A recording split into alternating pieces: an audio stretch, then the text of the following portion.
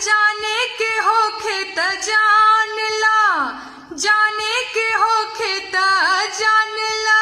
अरे भोजपुरिया माई के आराया छपरा गोरखपुर औरी देवरिया में आई के, बक्सर बलिया सासाराम औरी मोहनिया में आई के।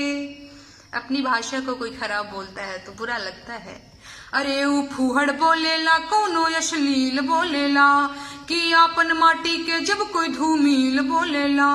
है नस नस में सोला भड़क जाला, नस नस में सोला भड़क जाला।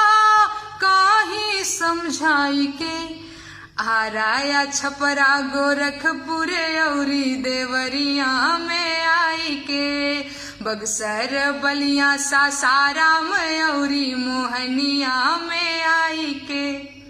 भोजपुरिया लोगन से इश्क करने वाले कभी इश्क में धोखा नहीं खाते। कबो दिल दे के देखला, तनी दिल लेके देखला, और दुनिया के पैमाना पे परख के देखला कि 24 कैरेट का सोना है, 24 कैरेट का सोना है। कहीं शरत लगाई के आराया छपरा गोरखपुर औरी देवरिया में आई के।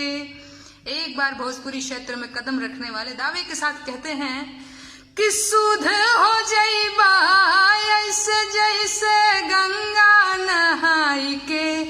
हाय रे दीवाना तू हो जाइबा लिट्टी चोखा खाई के। आराया छपरा गोरखपुर औरी देवरिया में